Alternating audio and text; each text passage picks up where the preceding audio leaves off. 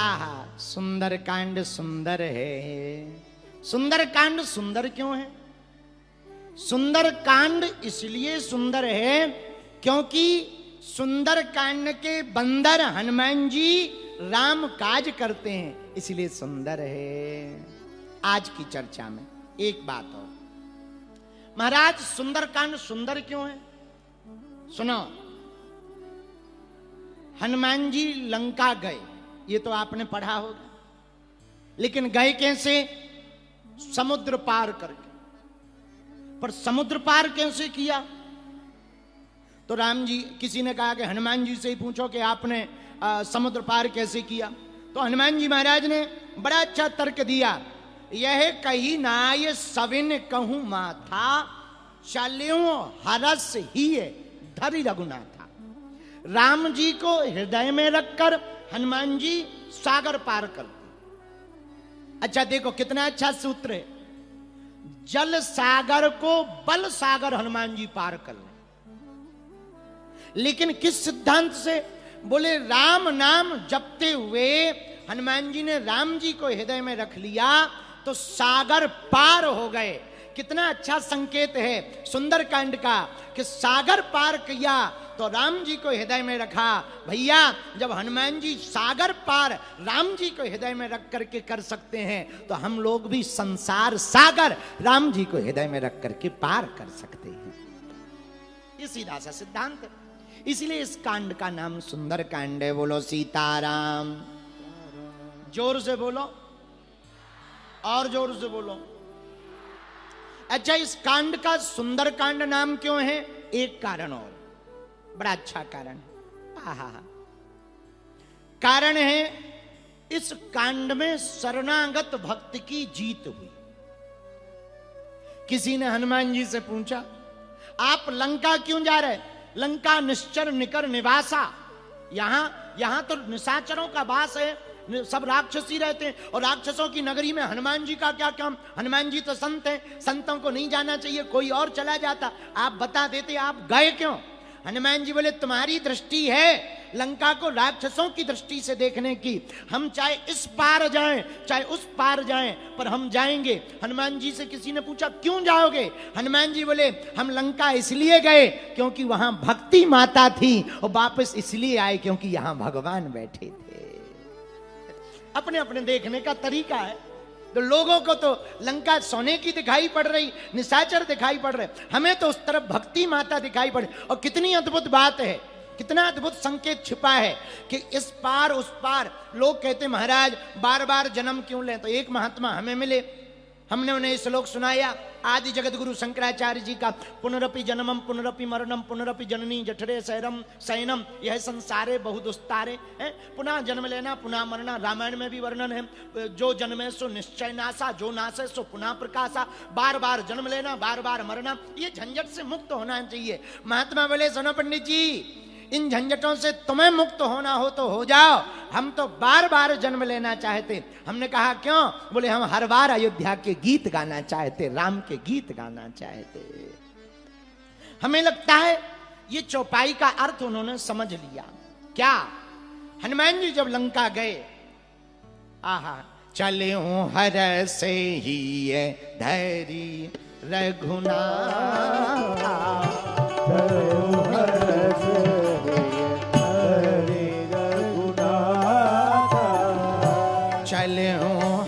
से ही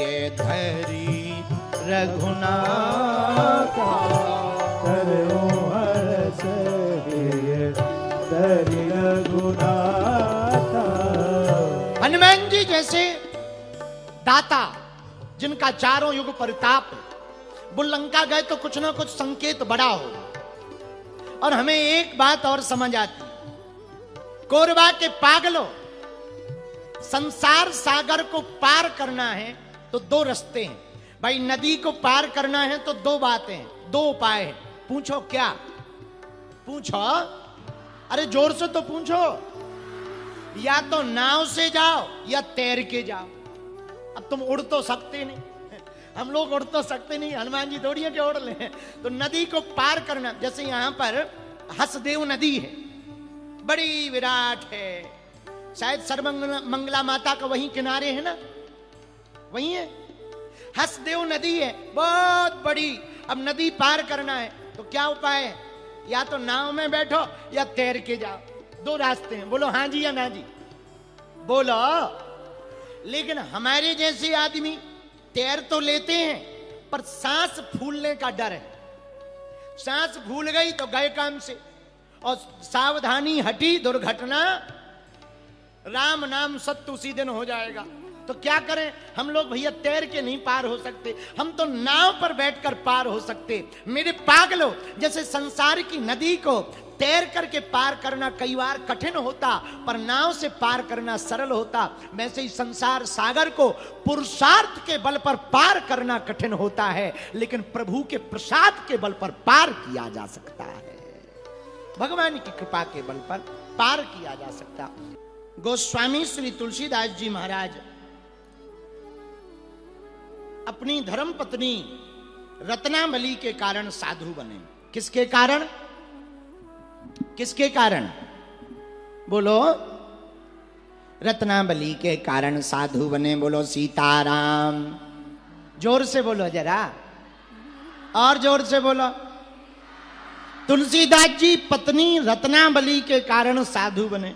अच्छा, पत्नी के चक्कर में भी साधु हो सकते हो।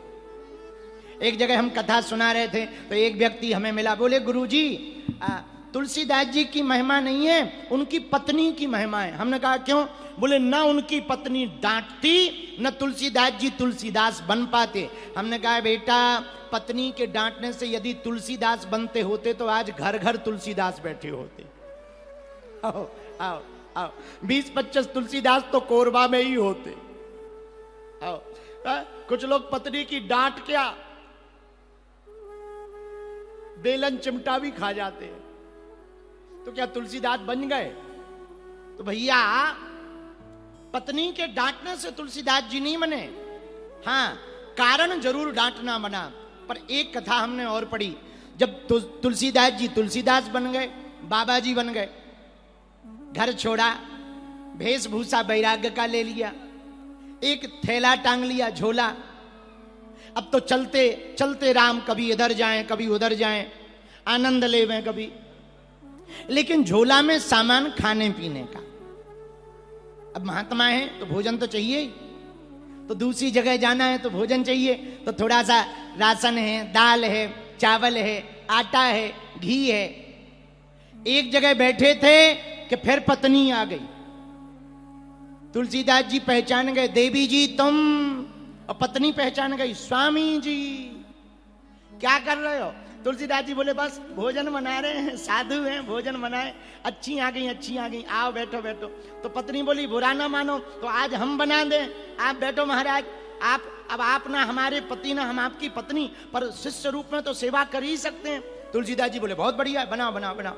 ले आओ महाराज, आटा है? तुलसीदास जी ने झोला से आटा निकाला, ले। अच्छा, दाल है? दाल ले लो। अच्छा, चिमटा है? चिमटा, हाँ चिमटा है। कटोरा है? कटोरा लो, कटोरा भी लो।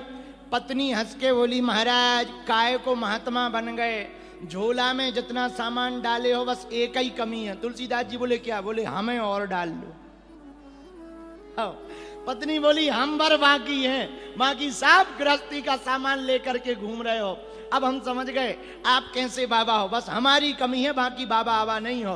तुलसीदास जी को बात चोट लग गई, तुरंत थैला वहीं छोड़ दिया और परम त्यागी बनकर बोले देवी अब तुमने और नया ज्ञान दे दिया, पहले घर छुड़वाया था अब थैला छुड़वा दिया। जय बजरंगबली की। तो एक व्यक्ति बोला तुलसीदास जी से कि आपकी पत्नी तो आपके पीछे ही पड़ गई, पहले घर छुड़वाया अब थैला छुड़वा दिया, यहां तक नहीं छोड़ा। तुलसीदास जी बोले भगवान की बड़ी कृपा है जो हमें ऐसी पत्नी मिली, कम से कम संसार के राग को छुड़ाकर वैराग्य की ओर ले जा रही है, ये हमारे लिए सौभाग्य की बात है। आहा मेरे पागलो, तो तुलसीदास किसकी कृपा से बने? राम जी की कृपा से। लेकिन बार बार जब पत्नी ने चोट मारी शब्दों की, तो तुलसीदास जी बने। उसी प्रकार अजीत सिंह, तुमने पूछा बार बार कथा क्यों सुननी चाहिए। जब बार बार गुरु के शब्दों की चोट तुम्हें लगेगी तो तुम्हारे अंदर भी राम की भक्ति प्रकट हो जाएगी। इसीलिए तो एक घड़ी आदि घड़ी आदि महु पुनियाद, तुलसी चर्चा राम की हरहि कोटि अपराध। भगवान की कथा मुक्त कराती है, लेकिन कब? जब हम बार बार करत करत अभ्यास के जड़मति होत सुजान, रसरी आवत जायते सिल पर परत निशान। बार बार पत्थर से रस्सी जब माताएं पानी निकालती हैं रस्सी के सहारे, तो वो रस्सी का निशान पत्थर में पड़ जाता। जब बार बार रस्सी से पानी निकालने पर पत्थर पर रस्सी का निशान पड़ जाता, उसी प्रकार मेरे पागलो भगवान की बार बार कथा सुनने से दिल पर भगवान की भक्ति का निशान पड़ जाता है। इसलिए बार बार भगवान की कथा सुननी चाहिए। तो आपने पूछा कि क्यों बार बार सुननी चाहिए? इसीलिए भगवान की कथा बार बार सुननी चाहिए। बोलो हनुमान जी महाराज की। और हम लोग किसकी कथा सुना रहे हैं? बोलो आहा, हम लोग सुना रहे हैं हनुमान जी की कथा। कौन से कांड से? जोर से बोलो। कल हमने कथा सुनाई जहां से प्रारंभ की, जामवंत के बचन सुहाए, जामवंत के बचन सुहाए, सुनि हनुमंत हृदय अति पाए, सुनि हनुमंत हृदय अति पाए। जामवंत के बचन सुहाए, जामवंत के बचन सुहाए, सुनि हनुमंत हृदय अति पाए, सुनि हनुमंत